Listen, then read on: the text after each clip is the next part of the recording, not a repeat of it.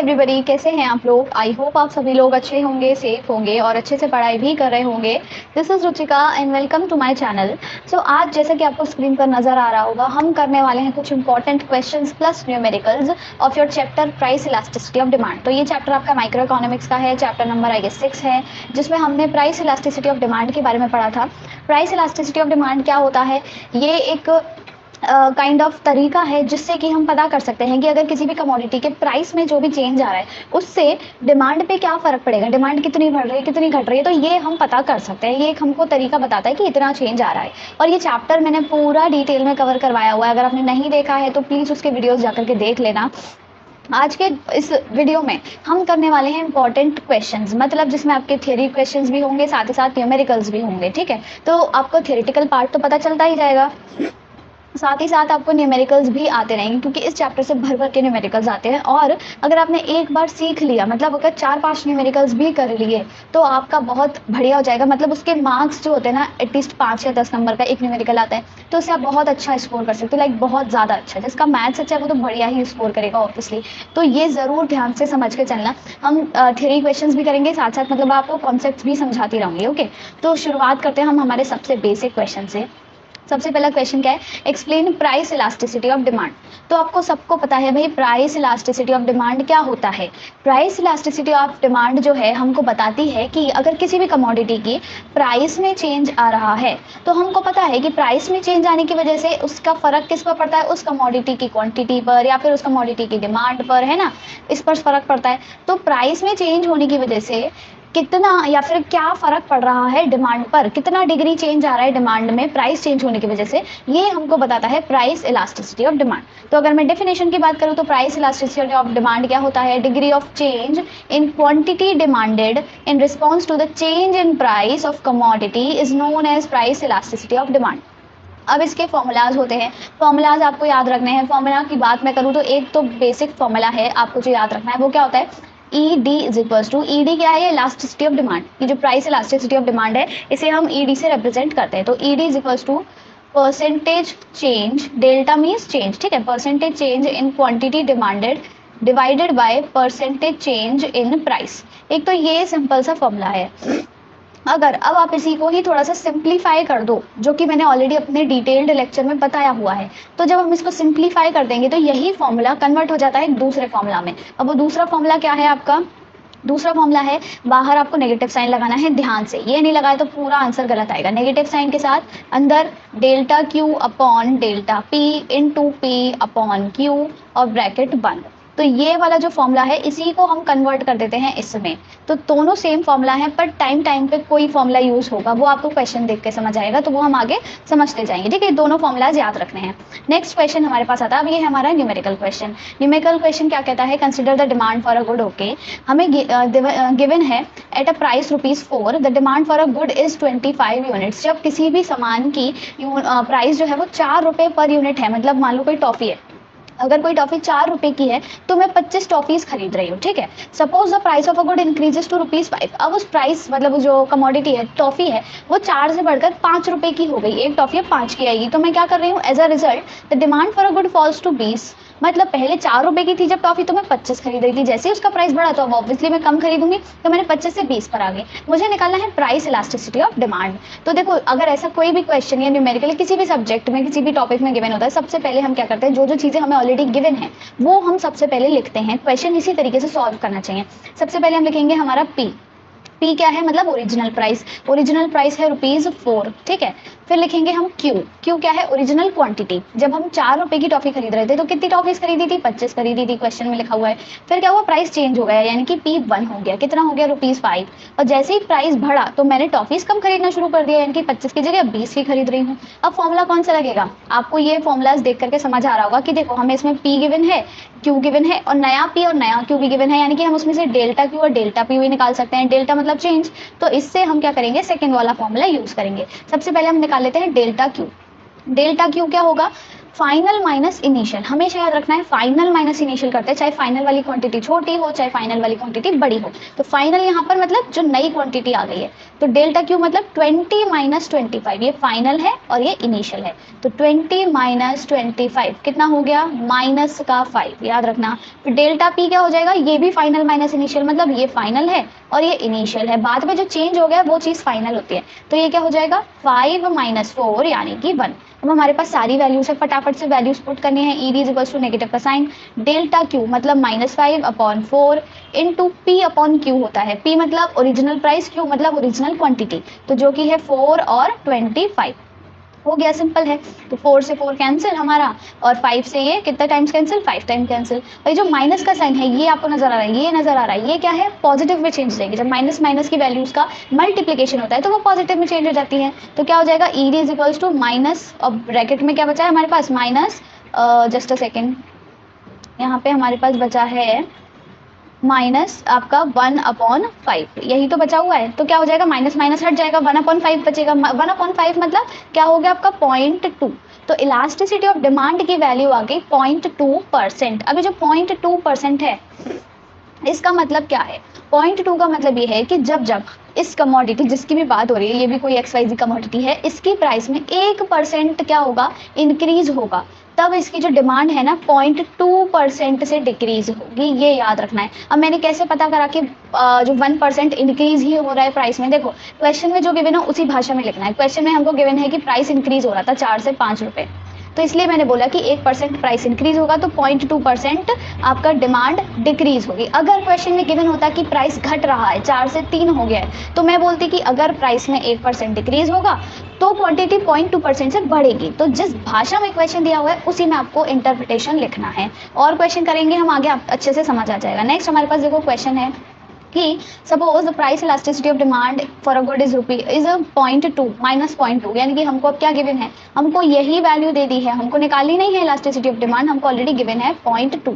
अब हमें क्या और दिया हुआ है, there is a 5% increase in the price, यानी कि इंक्रीज इन प्राइस कितना हो रहा है, यहाँ पे लिख देते हैं इंक्रीज इन प्राइस कितना हो रहा है, 5% से इंक्रीज हो रहा है प्राइस। हमको क्या निकालना है, by what percent will the demand for the good go down, तो हमको निकालना है डिक्रीज इन प्राइस, प्राइस नहीं एक्चुअली क्वांटिटी, ठीक है, यानी कि आपकी जो डिमांड है वो जो एक्स है या फिर कुछ भी मान लो, ठीक है। तो हमको पता है भाई प्राइस में जब इंक्रीज हो रहा है तो डिमांड तो डिक्रीज ही होने वाली है। तो अब हम कौन सा फॉर्मूला लगाएंगे, देखो मैंने आपको एक दो फॉर्मूलाज बताए थे, ये वाला जो फॉर्मूला है आपका फर्स्ट वाला फॉर्मूला, अब इसमें हम ये यूज करेंगे। क्यों, क्योंकि हमको इसकी वैल्यू गिवन है इलास्टिसिटी ऑफ डिमांड की, हमें परसेंटेज चेंज गिवन है प्राइस में। अब हमको निकालना क्या है, ये निकालना है, तो एक ही तो वैल्यू निकालनी है, दो तो ऑलरेडी गिवन है, तो हम ये वाला फॉर्मूला यूज करने वाले हैं। तो क्या करेंगे हम, सबसे पहले लिख लेते हैं आपका E D is equals to, formula लिखो यहाँ पे, percentage change in quantity demanded divided by percentage change in price, है ना। इलास्टिसिटी ऑफ डिमांड की जगह हम लिख देंगे -0.2 माइनस 0.2 लिख दिया हमने, और ऊपर वाली वैल्यू हमको पता ही नहीं है कितना है, यहाँ पे लिख दो परसेंटेज चेंज इन क्वांटिटी, ये तो हमको निकालना ही है। नीचे क्या लिख देंगे हम, 5% लिख देंगे। अब क्या होगा, ये क्रॉस मल्टीप्लिकेशन हो जाएगा यहाँ से यहाँ, तो परसेंटेज चेंज इन क्वांटिटी कितना हो गया, माइनस का आपका कितना हो जाएगा 1%, तो -1%, -1% से क्या मतलब होता है, माइनस मतलब जो क्वांटिटी है आपकी वो 1% डिक्रीज होगी। अगर यहाँ पे पॉजिटिव आता वैल्यू तो क्या होता, 1% इंक्रीज होती, पर यहाँ पे हम सबको पता है भाई साफ साफ गिवन है कि 5% इंक्रीज हो रहा है प्राइस। अब जब प्राइस इंक्रीज हो रहा है तो क्वांटिटी तो डिक्रीज ही होनी है, तो इसीलिए ये नेगेटिव के साइन के साथ है -1%, मतलब आपकी जो क्वांटिटी है वो डिक्रीज होगी। अब नेक्स्ट क्वेश्चन हमारे पास आता है, why has the price elasticity of demand always with negative sign, negative sign के साथ ही क्यों होता है। हमने जो अभी तक जितनी भी बार पढ़ा है, देखो ये वाला क्वेश्चन देखो, यहाँ पे क्या था, हमारी जो इलास्टिसिटी ऑफ डिमांड की वैल्यू आई थी यहाँ पे कहाँ है फॉर्मूला, अगर मैं फॉर्मूला की बात करूँ इसमें देखो माइनस का 0.2 गिवन है हमको, यहाँ पे -0.2 गिवन है ना, और जो फॉर्मूला होता है ये जो हम फॉर्मूला यूज करें उसमें भी नेगेटिव साइन है। तो ये जो नेगेटिव साइन है ये बेसिकली हमको क्या बता रहा है, ये हमसे पूछा है, जरूरी है कि नेगेटिव साइन लगाओ भाई, हाँ जरूरी है। नेगेटिव साइन क्यों जरूरी होता है, because it shows the negative और inverse relationship between the price and the quantity demand for a good. किसी भी कमोडिटी का जो प्राइस होता है और जो डिमांड होती है वो नेगेटिवली या फिर इनवर्स रिलेटेड होते हैं। क्यों, क्योंकि अगर प्राइस बढ़ेगा तो क्वांटिटी घटेगी, अगर प्राइस घटेगा तो क्वांटिटी बढ़ेगी, तो इसीलिए दोनों में नेगेटिव जो या फिर आप कह लो इनवर्स रिलेशनशिप शो करना है, तो इसीलिए नेगेटिव साइन लगाना होता है। ये शो करता है नेगेटिव साइन। तो ये आपको याद रखना है, आप ये रीड कर सकते हो, ठीक है। नेक्स्ट क्वेश्चन आता है define perfectly in elastic demand. अब ये जो हमारे पास डिमांड होती है ना किसी भी कमोडिटी की, वो 3 तरीके की हो सकती है, या तो इलास्टिक हो या फिर इनइलास्टिक हो, या तो इलास्टिक या इनइलास्टिक या फिर यूनिटरी इलास्टिक, ठीक है। अब इसमें क्या है परफेक्टली इनइलास्टिक डिमांड क्या होती है हमारी, देखो इसमें मैं पहले ऐसे समझा देती हूँ। इलास्टिक क्या होता है, आपके ट्राउजर्स में होता है, यानी कि वो क्या करता है, आपके जो ट्राउजर है उसकी शेप को चेंज कर देता है। तो ऐसे समझो, अगर किसी कमोडिटी की डिमांड इलास्टिक है, हाईली या फिर परफेक्टली इलास्टिक है, परफेक्टली की बात करें तो उसका मतलब क्या है, डिमांड में ज़्यादा चेंज आएगा। जैसे इलास्टिक से ट्राउजर में ज़्यादा चेंज आता है, इसी तरह यहाँ पर डिमांड में ज़्यादा चेंज आएगा। यानी कि अगर डिमांड में ज़्यादा चेंज आ रहा है और प्राइस में कम चेंज हो रहा है तो वो काफ़ी इलास्टिक है। और अगर इनइलास्टिक की बात करें तो डिमांड में ज़्यादा चेंज नहीं आ रहा और क्या हो रहा है, प्राइस में ज़्यादा चेंज आ रहा है और डिमांड में ज़्यादा चेंज नहीं आ रहा। अब जुड़ जाता है यहाँ पे एक prefix perfectly, perfectly elastic, perfectly inelastic. तो अगर प्राइस में चेंज नहीं आ रहा पर क्वांटिटी में खूब चेंज आ रहा है, डिमांड में खूब चेंज आता जा रहा है, तो परफेक्टली इलास्टिक है। और इसी तरह आपके प्राइस में चेंज आ रहा है पर क्वांटिटी में कोई चेंज ही नहीं आ पा रहा है, तो वो परफेक्टली इनइलास्टिक है, ठीक है। तो यहाँ पे हम क्या समझेंगे कि अगर प्राइस चेंज हो रहा है, देखो यहाँ पे क्या हो रहा है, प्राइस चेंज हो रहा है, क्वांटिटी डिमांडेड रिमेन्स कांस्टेंट, यहाँ पे डिमांड कांस्टेंट रहेगी, तो क्या होगा, हमारी जो डिमांड है वो परफेक्टली इनइलास्टिक डिमांड कहलाएगी। देखो इसका कर्व कैसे बनेगा, ये भी आपको याद रखना है, ये भी काफी बार पूछा जाता है। इसका कर्व कैसे बनेगा, क्या हो रहा है, यहाँ पे प्राइस चेंज हो रहा है पर क्वांटिटी चेंज नहीं हो रही, तो हम क्या करेंगे, यहाँ एक्स एक्सिस पे, अरे जस्ट अ सेकेंड, यहाँ एक्स एक्सिस पे हम क्या लेते हैं, एक्स एक्सिस पे होती है हमारी क्वांटिटी और यहाँ पे होता है हमारा प्राइस। तो प्राइस तो चेंज होगा पर क्वांटिटी चेंज नहीं होगी, तो हम कैसा कर्व बनाएंगे, हमारा कुछ इस तरीके का, यानी कि vertical parallel to Y axis. अब देखो यहाँ पे क्या हो रहा है, क्वांटिटी तो सेम रहेगी ओ क्यू, पर प्राइस बारी बारी चेंज होता रहेगा। प्राइस चाहे P1 हो, चाहे प्राइस बढ़ के P2 हो जाए, ठीक है, चाहे प्राइस बढ़ के यहाँ पर पहुंच जाए P3 हो जाए, या फिर और घट के P4 हो जाए, मतलब प्राइस कैसे भी चेंज हो, बढ़े घटे, पर क्वांटिटी पे कोई फर्क नहीं पड़ रहा, वो ओ क्यू की ओ क्यू ही रहेगी। यानी कि जब प्राइस क्या होता है, चेंज होता है और क्वांटिटी कांस्टेंट रहती है, तो हम उसे कहते हैं परफेक्टली इनइलास्टिक डिमांड। और इसी जगह हो जाए कि अगर प्राइस कांस्टेंट रहेगा और क्वांटिटी चेंज होगी तो वो हो जाएगी परफेक्टली इलास्टिक डिमांड। ये वाला है इनइलास्टिक और ये वाला है आपका इलास्टिक, ठीक है, ये आपको याद रखना है। और इस केस में परफेक्टली इनइलास्टिक के केस में इलास्टिसिटी ऑफ डिमांड होती है हमारी 0 और इस वाले केस में होती है आपकी इनफाइनाइट, ठीक है, ये आपने याद रखना है। आगे आगे मैं सारी चीजें बताती जाऊंगी। नेक्स्ट हमारे पास देखो न्यूमेरिकल है। अब कुछ न्यूमेरिकल्स मैं आपको होमवर्क भी दूंगी जो आपको कॉमेंट करके बताना है, ठीक है। नेक्स्ट आता है हमारे पास the demand for a good falls to 500 units in response to a rise in price by ₹10। मतलब किसी कमोडिटी की डिमांड 500 हो गई है, पहले कुछ थी अब 500 हो गई है। कब हुई है, जब उसका जो प्राइस है वो बढ़ गया है, कितने से, 10 रुपए से बढ़ गया है। क्यों, यानी कि हमको ओरिजिनल प्राइस भी नहीं पता, ओरिजिनल क्वांटिटी भी नहीं पता, कुछ नहीं पता, पर आगे लिखा हुआ है कि if the original demand was 600 units, तो देखो ये तो पता चल गया ओरिजिनल डिमांड है 600, कम होके कितनी हो गई है, डिमांड फॉल्स टू 500, यानी कि कम होगी, Q1 हो गया है 500, दोनों चीजें आ गई। एट, अब यहाँ पे देखो लिखा हुआ था if the original demand was 600 units at the price of ₹30, यानी कि ओरिजिनल क्वांटिटी जो थी 600 वो कब थी, जब प्राइस 30 रुपए था, यानी कि P इज इक्वल्स टू ₹30। और अब हमको क्या गिवन है कि प्राइस 10 रुपए से घट गया है, 10 रुपए पर नहीं आ गया। अगर यहाँ लिखा होता, अगर देखो यहाँ लिखा होता कि प्राइस ₹2.30, ठीक है, राइजिंग प्राइस ₹2.30, तो यानी कि क्या होता है, 10 रुपए तो हो जाता, 10 रुपए हो जाता, पर यहाँ पे बाय ₹10 लिखा हुआ है, सॉरी 30 नहीं 10, तो यहाँ पे क्या है 10 रुपए से घट गया, तो 30 में से 10 माइनस करो, कितना बचा, 20 बचा, ठीक है। तो P1 क्या हो जाएगा आपका ₹20। अब वो 10 रुपए से घट गया, 30 से 20 हो गया। हमारे पास ये चारों चीजें हैं। इलास्टिसिटी ऑफ डिमांड का फॉर्मूला करता है नेगेटिव साइन के साथ डेल्टा Q, यानी कि Q1 माइनस Q, यानी कि माइनस का 100 आएगा, 500 में से 600 माइनस करेंगे, ये क्या हो जाएगा 30 माइनस 20। अब मैं फटाफट करती जा रही हूँ, ठीक है, P माइनस P1 यानी कि 30 माइनस 20 कितना हो गया 10 into P upon Q। P क्या है ये और Q क्या है ये, यानी कि 3 यानी कि 30 अपॉन 600, ठीक है। कैसे सॉल्व करेंगे इसको, नेगेटिव नेगेटिव हट जाएगा और आपका 0, ये 10 से 30 3 टाइम्स कैंसिल, 100 से ये 6 टाइम्स कैंसिल और 3 से 6 2 टाइम्स कैंसिल, यानी कि डिनोमिनेटर में हमारे पास 2 बचा है। Elasticity of demand is equal to 1/2 यानी कि 0.5% का मतलब क्या हुआ कि जो हमारी प्राइस है अगर उसमें बढ़ोतरी हो रही है, राइज हो रहा है 1% से, किसमें, प्राइस में, तो क्वांटिटी कितने से डिक्रीज होगी, 1% से राइज हो रहा है तो डिक्रीज होगी कितने से, 0.5%, यानी कि आधी ही घटी, बहुत ज़्यादा फर्क नहीं पड़ रहा है। ठीक है, नेक्स्ट क्वेश्चन आता है हमारे पास। अब देखो ये क्वेश्चन है, इंपॉर्टेंट है, थोड़ा सा कॉम्प्लिकेटेड लगेगा पर ईजी है। यहाँ पे क्या गिवन है, एक डेंटिस्ट था, वो क्या कर रहा था, वो चार्ज करता था ₹300 for a standard cleaning job, मतलब दांत साफ करता था ना, तो एक इंसान से, एक बंदे से 300 रुपए मांगता था, ठीक है, per month, and he used to generate total revenue equal to ₹30,000। तो अब देखो क्या कर रहा है, वो 300 रुपए एक बंदे से ले रहा है, और ऐसे वो डेली डेली लोगों के दांत साफ करता है, तो पूरे महीने में उसकी कितनी कमाई हो जाती है, 30,000 की। तो सोचो जब वो एक बंदे से 300 ले रहा है और 30,000 पूरे महीने में कमा रहा है, तो वो कितने लोगों से आप कह लो कितने लोगों के दांत साफ कर रहा होगा।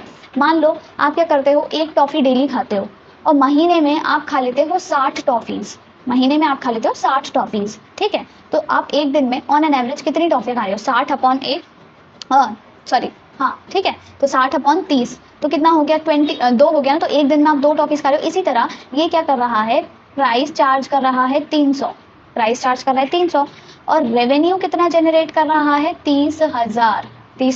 तो इस एक बंदे से ये कितने रुपए चार्ज कर रहा है, 300, कितने बंदों को देख रहा है, यानी कि आपकी जो क्वांटिटी हो जाएगी वो हो जाएगी 3000 अपॉन 300, 3000 अपॉन 300, 300 लोगों, मतलब 300 रुपए एक बंदे से चार्ज कर रहा है, तो ये कितने बंदों को देख रहा है, जो इसके पास 30,000 रुपए हो गए, तो कैंसिल कर देंगे, 0 से 0, 3 से ये 100 टाइम्स, तो यानी कि ये एक महीने में क्या कर रहा है, 100 लोगों को देख रहा है। ये आप यहाँ पे लिख सकते हो, कितने लोगों को देख रहा है, एक महीने में 100 लोगों को देख रहा है, एक से 300 रुपए चार्ज करता है, तो 300 इंटू 100 कितना हो गया, 3000। ठीक है, इसी तरह अब क्या किया इसने, कुछ प्राइस में चेंज किया, प्राइस में क्या चेंज किया, she has increased the price of dental cleaning to ₹350। अब इसने प्राइस 350 कर दिया, पहले 300 चार्ज कर रहा था एक बंदे से, अब 350 कर दिया है। अब क्या हुआ, as a result of few customers are now coming for dental caring, अब कुछ कस्टमर्स कम हो गए हैं, पर फिर भी टोटल रेवेन्यू क्या है, अब इसका 33,250, यानी कि रेवेन्यू फिर भी क्या है, ज्यादा है, कितना है, 33250।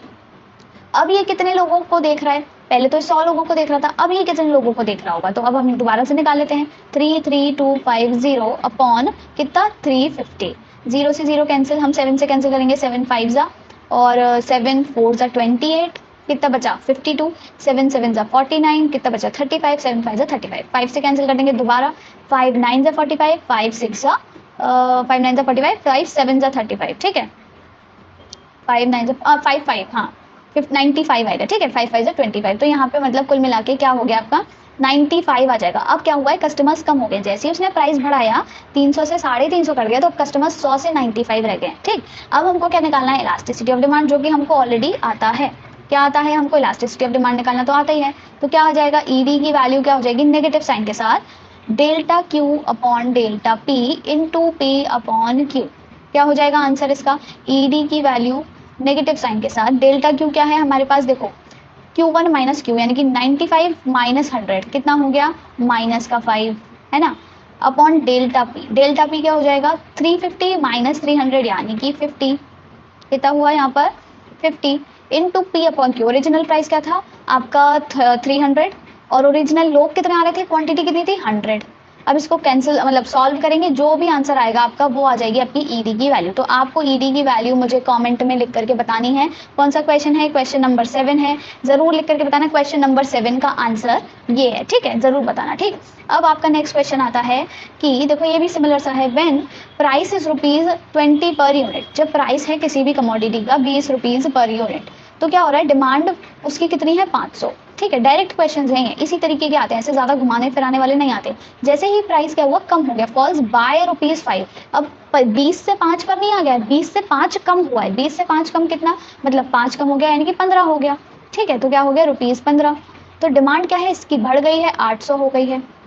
Q1 is equals to 800। अब देखो ये भी डायरेक्ट क्वेश्चन है, इसमें क्या करना है, ईडी की वैल्यू निकाली है नेगेटिव साइन के साथ, डेल्टा क्यू, डेल्टा क्यू का मतलब क्या हो गया, 800 माइनस 500 मतलब 300, अपॉन डेल्टा पी मतलब 15 माइनस 20, माइनस का 5 आएगा यहाँ पर, into P upon Q 20 upon 500, 20 upon 500 हो गया ना। अब इसका आंसर क्या आ जाएगा, इसका आंसर मैं बता देती हूँ फटाफट से, 5 4 जा, और यहाँ से 0 से 2 0 कैंसिल, और कितना बचा 12 ही बचा ऊपर, यानी कि 12 अपॉन 5, इसका मतलब क्या हुआ आपका 2.4।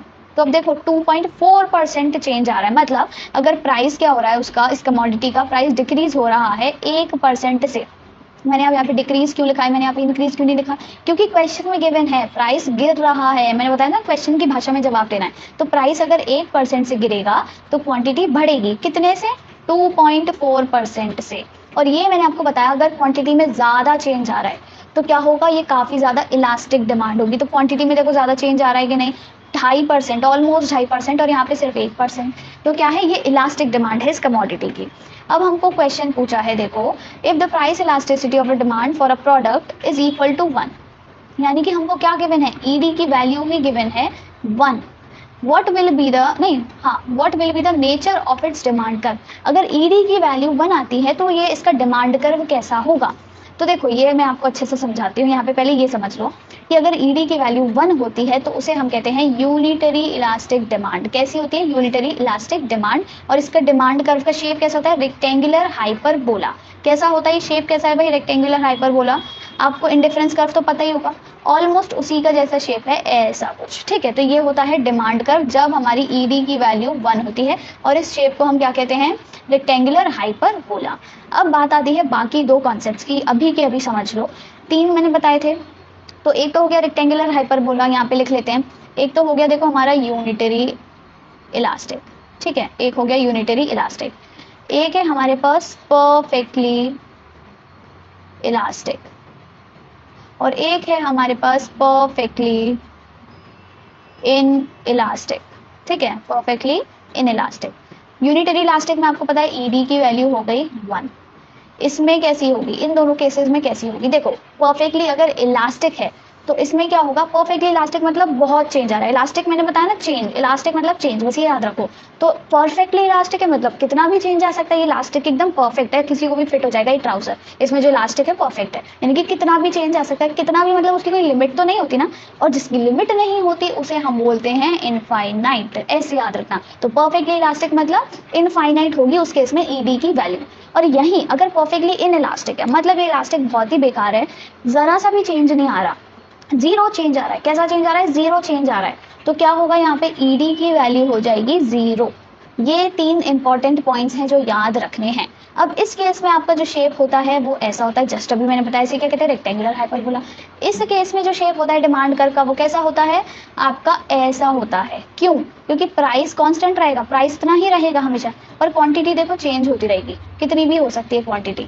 तो क्या हो रहा है, क्वांटिटी में कितना भी चेंज आ रहा है, कितनी भी हो सकती है, तो हॉरिजॉन्टल यानी कि पैरेलल टू एक्स एक्सिस। और इसका मैंने ऑलरेडी आपको बताया ही था, यहाँ पे क्या होता है, ऐसा होता है, यानी कि parallel to Y axis. Price change होता रहेगा पर क्वांटिटी जो है वो कांस्टेंट रहेगी। तो ये इस चीज का जरूर स्क्रीनशॉट ले लेना, या फिर नोट्स बना रहे हो तो वहां लिख लेना, पर लिखना जरूर, और इसी तरीके से लिखना, समझना। ये पहले आपका नाम, फिर उस केस में ईडी की वैल्यू क्या होती है, फिर उसका कर्व कैसा होता है, ठीक है।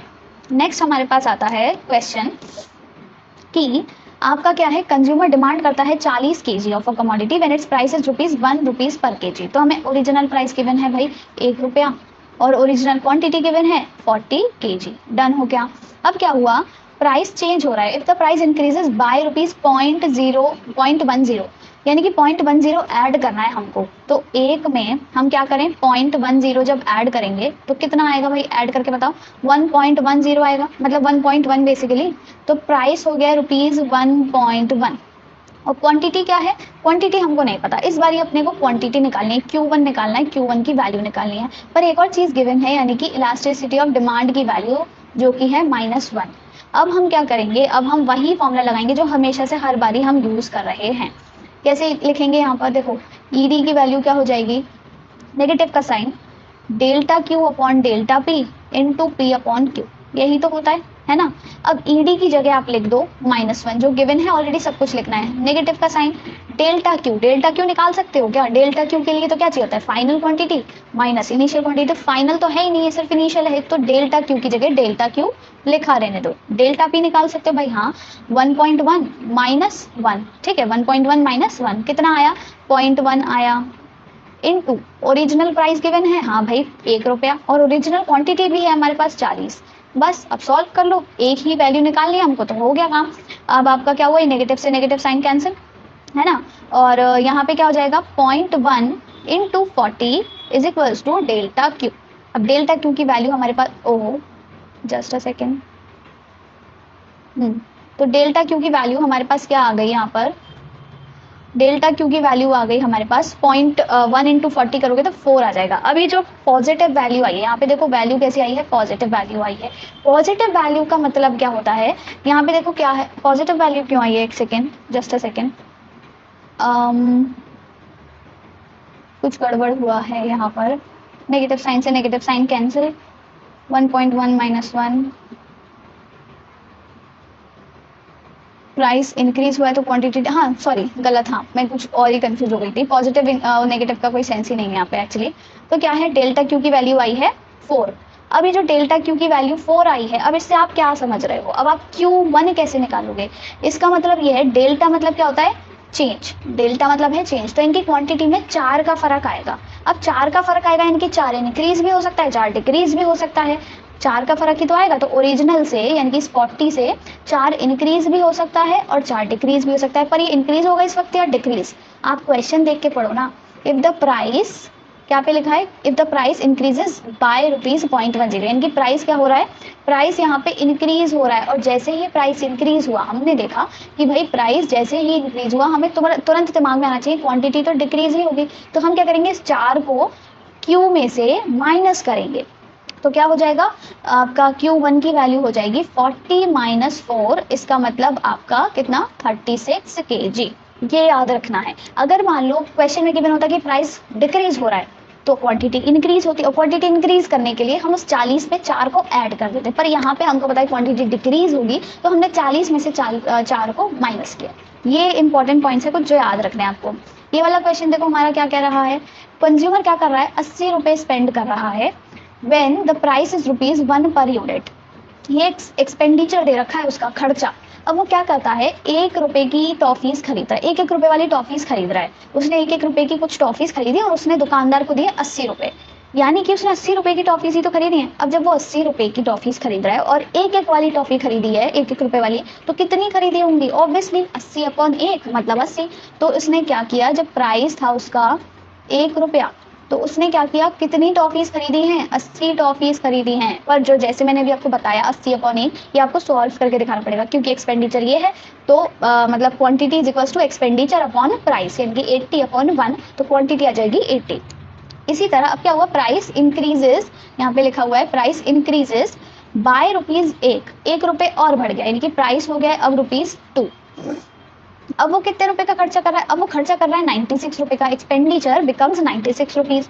तो अब वो क्या कर रहा है, 96 रुपीज उसने दिए दुकानदार को और 2-2 रुपए वाली टॉफीज खरीदे। तो 2-2 रुपए वाली कितनी टॉफीज आ जाएंगी 96 रुपीज में, कितनी आ गई यहाँ पर हमारे पास 48 आ गई। तो Q1 कितना हो गया 48, ये है आपका P1, P नहीं है P1, तो P1 है P है, Q1 है Q है। इससे आप ED की वैल्यू निकाल सकते हो, माइनस का साइन, डेल्टा Q कितना हो गया 48 माइनस 80, मतलब कितना हुआ 32, माइनस का 32 अपॉन P1 माइनस P मतलब 1 इनटू ओरिजिनल प्राइस यानी कि 1, ओरिजिनल क्वांटिटी मतलब 80।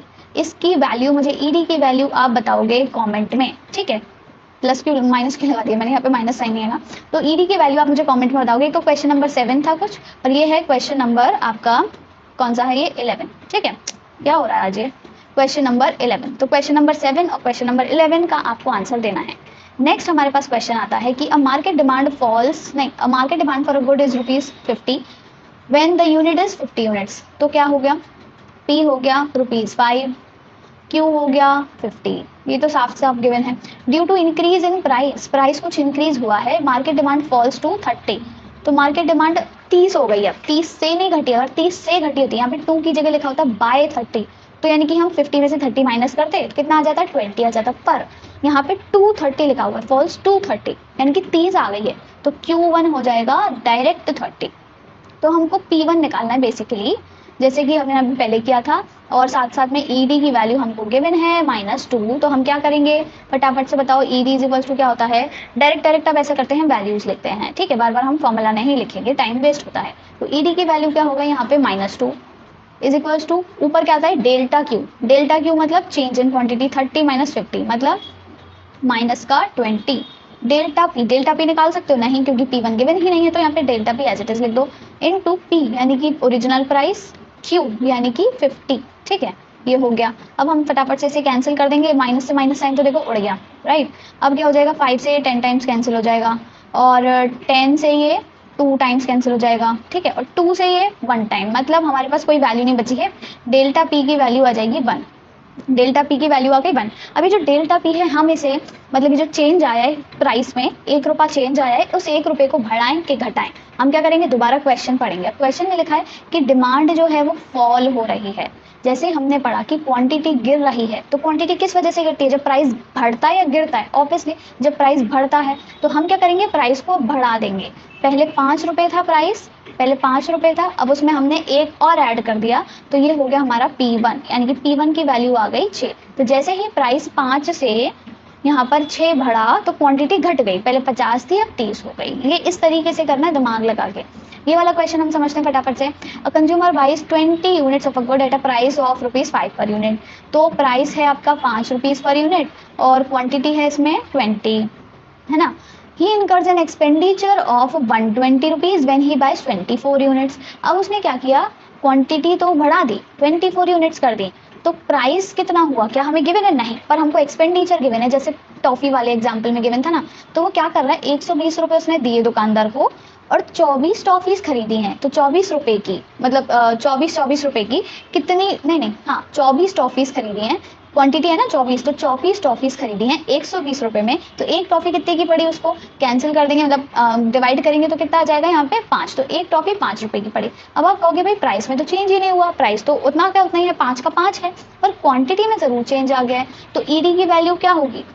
अब देखो अगर आप निकालने बैठो तो वही आएगा आंसर, क्या आएगा, नेगेटिव का साइन, डेल्टा क्यू मतलब 24 माइनस 20 मतलब 4 अपॉन डेल्टा पी, यानी कि 5 माइनस 5, यहाँ पे P1 है, ये 5 माइनस 5 तो 0 होता है, इंटू पी अपॉन क्यू। तो जब डिनोमिनेटर में 0 है तो क्या हो जाएगा, वैल्यू आ जाएगी इनफाइनाइट। और यही चीज़ मैंने आपको ऑलरेडी बताई हुई थी, कहाँ, यहाँ, कि हमारे पास ईडी की वैल्यू आती है इनफाइनाइट जब कब होता है, प्राइस में कोई चेंज ही नहीं होता। ग्राफ देखो, प्राइस ऐसा ही है, इतना का इतना ही है, और यहाँ पे भी तो यही हुआ है, यहाँ पे भी क्या हुआ है, यही हुआ है, प्राइस में कोई चेंज आया नहीं, प्राइस उतना का उतना ही है, 5 का 5 ही है। तो आपको अब इसमें करना क्या है, एक तो price elasticity of demand calculate करना था, वो हमने कर लिया, इनफाइनाइट आ गया। साथ साथ हमको करना है comment upon the likely shape of demand curve. Demand curve की शेप कैसी हो जाएगी भाई, डिमांड कर्व हो जाएगा हमारा पैरेलल टू एक्स एक्सिस, यहाँ पे P, यहाँ पर ओरिजिनल क्वांटिटी मतलब आपकी जितनी भी लिख दो 20 थी, फिर क्या हो गई, क्वांटिटी 24 हो गई, पर प्राइस क्या है, फिर भी 5 रुपये का 5 रुपये ही है। तो ये आपको बताना था बेसिकली। तो आई होप आप कॉन्सेप्ट धीरे धीरे समझ आ रहा होगा।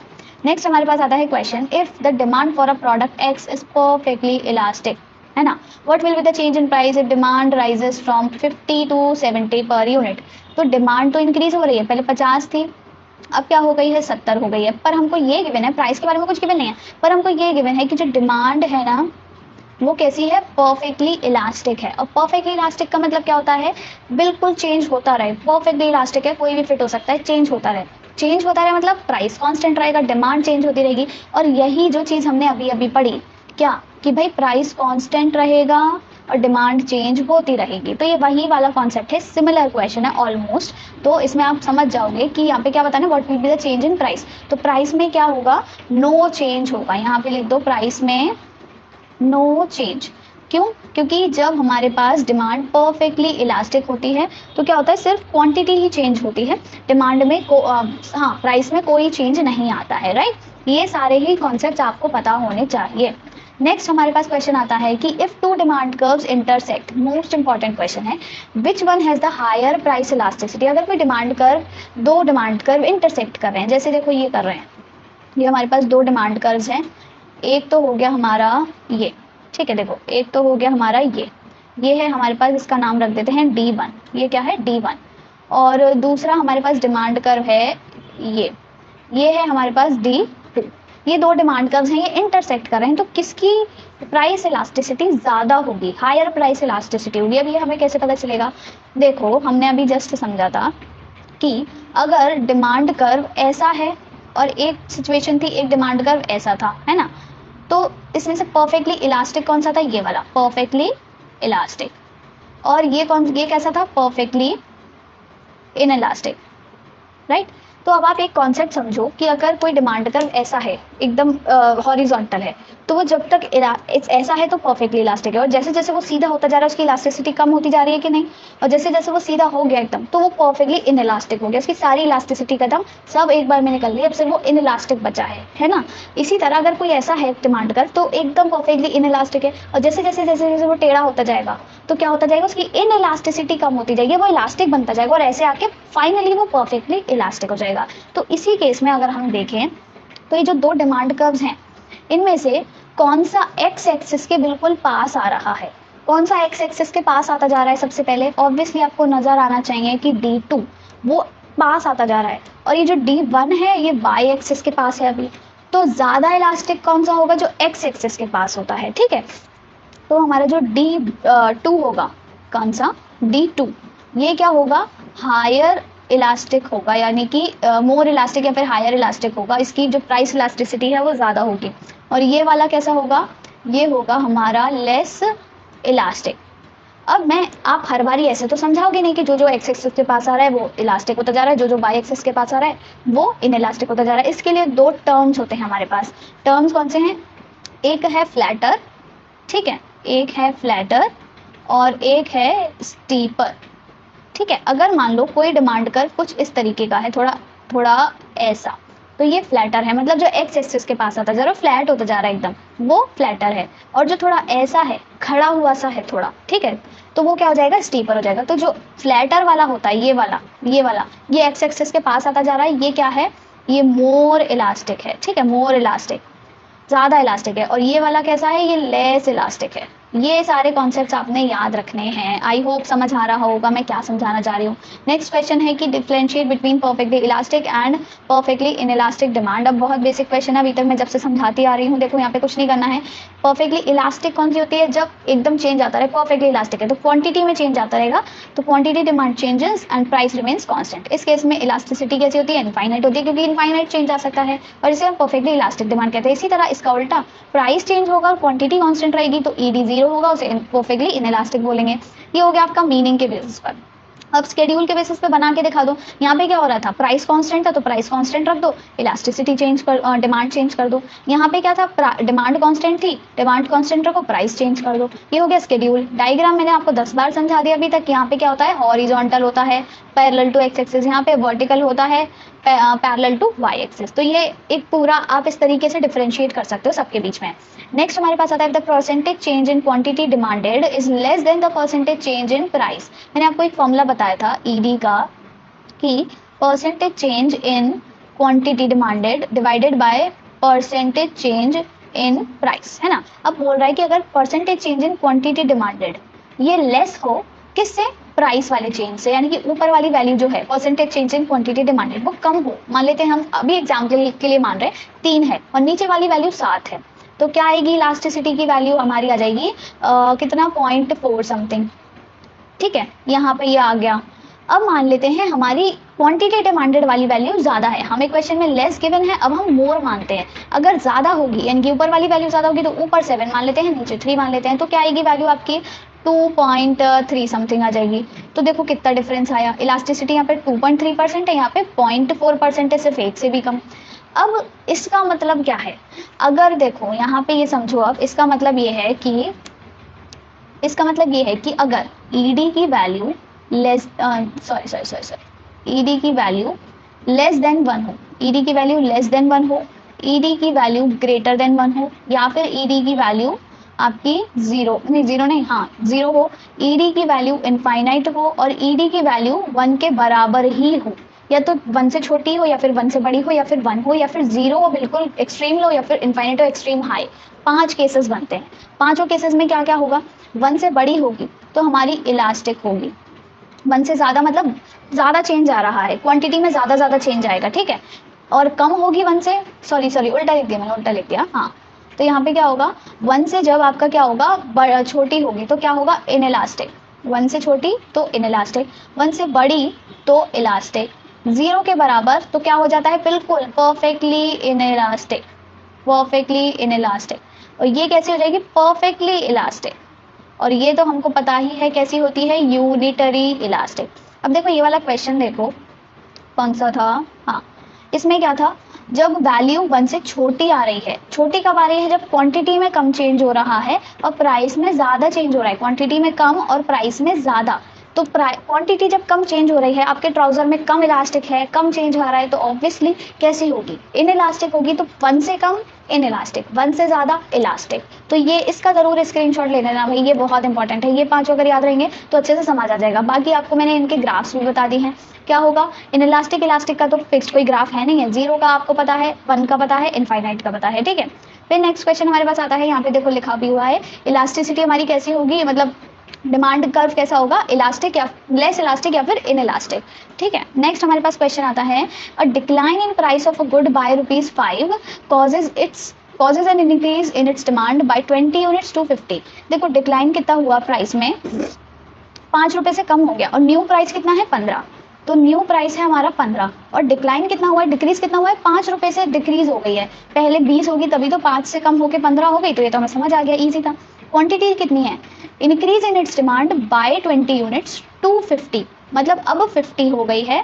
और कितने का इंक्रीज हुआ है, 20 का इंक्रीज ही होगा ना। हाँ, कितने का इंक्रीमेंट हुआ है, 20 का। तो पहले 30 होगी तभी तो 20 बढ़ के 50 हो गई। तो ये तो सिंपल का क्वेश्चन है। तो इसका आंसर आप मुझे फटाफट से कमेंट में बताओगे, इसका आंसर क्या होगा, ईडी की वैल्यू आपकी क्या आनी है। क्वेश्चन नंबर आंसर जरूर लिखना, ठीक है। नेक्स्ट क्वेश्चन आता है, consumer buys 18 units of a good at a price ₹9 per unit. यहाँ पे हमको क्या गिवन है, पी ओरिजिनल है 9, क्यू है 18, ये भी आप लोग ही करोगे, इजी है।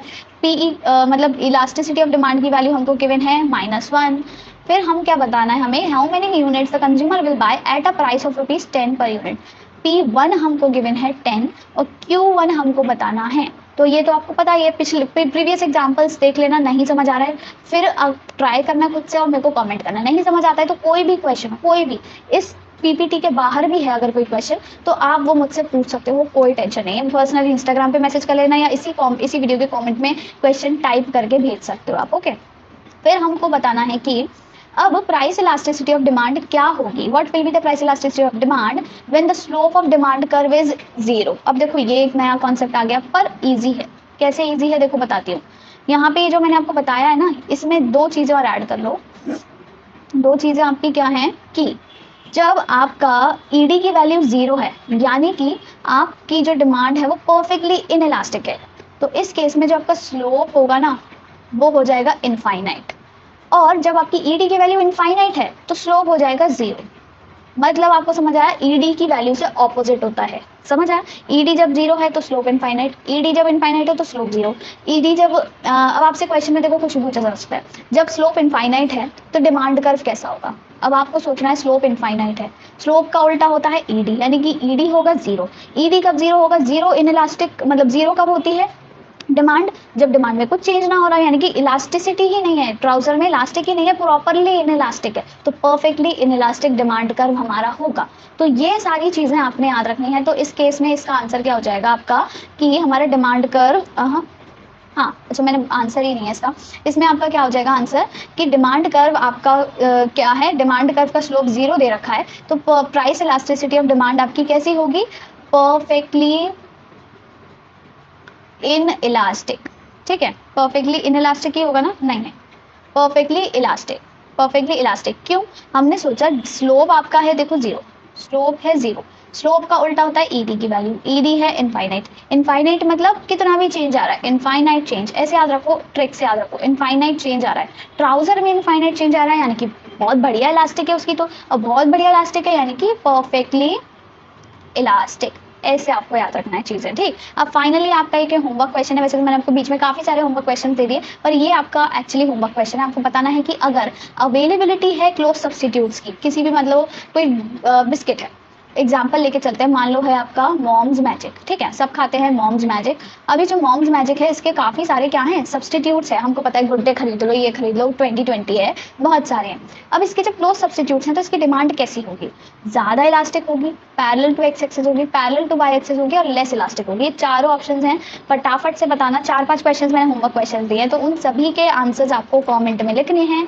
And yes do let me know आपको ये सेशन कैसा लगा। अगर आपको और भी चैप्टर्स के इसी तरीके के क्वेश्चन क्वेश्चंस चाहिए, प्रैक्टिस क्वेश्चंस, तो आप मुझे बता सकते हो कमेंट में। कौन से चैप्टर के चाहिए वो भी बताना, किस पर्टिकुलर टॉपिक से चाहिए वो भी बताना। इन सबके आंसर ज़रूर लिखना और प्लीज़ अपने फ्रेंड्स के साथ इस वीडियो को ज़रूर शेयर करना, क्योंकि बहुत सारे लोगों के एग्जाम्स होंगे तो अच्छी खासी प्रैक्टिस होने वाली है।